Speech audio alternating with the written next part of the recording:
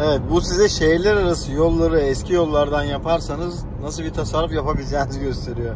Hem sıcaklığı 10 numara 20 ile 25 derece arasında. Hem de klimayı açmaya gerek yok. Abi bir şey camı açıyorum idare ediyor. 11.8 sabah %100 de çıktım. 100 kilometre oldu. Hala 426 kilometre menzil gösteriyor. Tabii ki böyle gitmez şimdi ilerlerde birçok yerde değişir. Bunun içerisinde Sakarya'da şehir içi de var. Yani ben Camili'den merkeze gittim. Merkezden de tekrar Sapan yani dışarı şehrin dışına çıkıp o şehirler arası köy yollarından devam ettim. Dolayısıyla bu tür gezileri bu tür yollardan yaparsanız menziliniz inanılmaz hale gelebilir. Böyle 11.8 ile de yaklaşık 500 kilometre yol yapabilirsiniz yani. 13.5-14'te zaten menzilleri rahat rahat yapıyor. Normalde 15, 14.5 ile 15.5 arası diyebiliriz yani.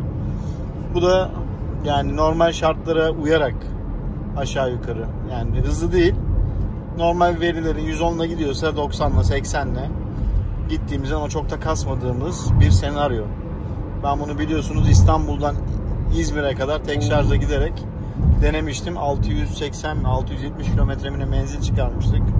Orada 10.1 yakmıştık ama araba hem insan olarak hem eşya olarak full doluydu. Muhtemelen 9-9.5'lara kadar düşerdi. 1 kilowatt falan fark etmiştir muhtemelen o. Böyle bir veriyi vermek istedim. Birkaç tane video çektim bu yol üzerinde. Gayet de güzel oldu. Onları izlemenizi tavsiye ederim. Bundan önce yayınlanan videolar olacaktır. Belki de bunu onların içine katmış olurum. Bilemiyorum. Burada sadece şu veriyi sizlere göstermek istedim. Sakarya'dan İstanbul'a giderken ilk 100 kilometrede tabii şehir içerisinde bunun bir 40-50 kilometresini şehir içi olarak düşünün. Böyle bir veri elde edilebiliyor. Gayet de güzel yani. Tabii eğlene yiye içe vakit geçire devam ediyorum. Öyle bir acelem falan yok. Evet, görüşmek dileğiyle hoşçakalın diyeyim. Muhtemelen bunu bu kadar kısa bir video olarak yapacağım bilemiyorum. Görüşürüz. Ekleme yaparsam vedayı silerim herhalde. Selam arkadaşlar. İstanbul'a vardım. Bağdat Caddesi'nin üst tarafındaki minibüs yolundayım şu anda.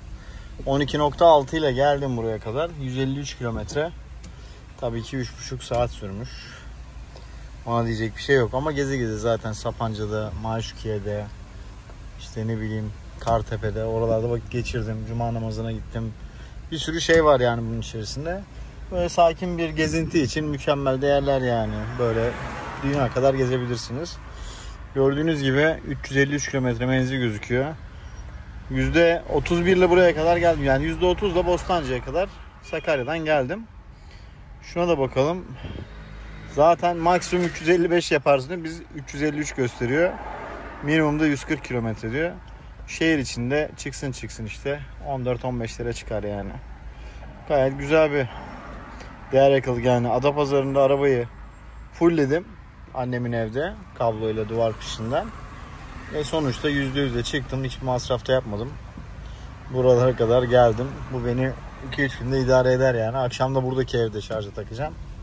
Hiç maliyetsiz bir şekilde kilometre yapıyoruz. Bir de şeye bakalım. Individual. Bodrum'dan itibaren geldiğim yolda bu. 17.7. Akhisar'dan otobana girdim. Bursa'ya kadar 150 kilometre hızlarla gittim. Otobanda girdiğim bir işe yarasın diye.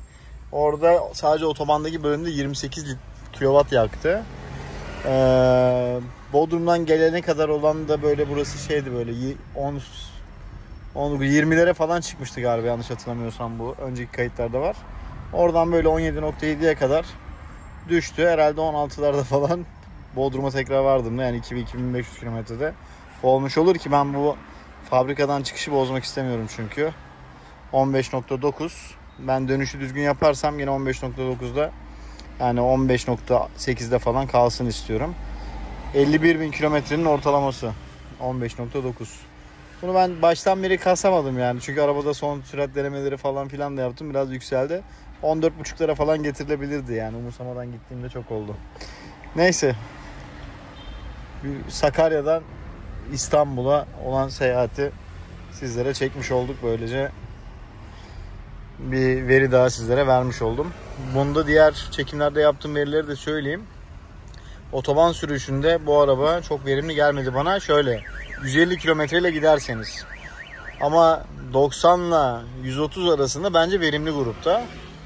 90 ile 110 arasında zaten çok verimli. Yani menzilini 90-110 aralığında giderseniz 440 kilometreye, 410 kilometre o civarlarda bir menzili yapıyor.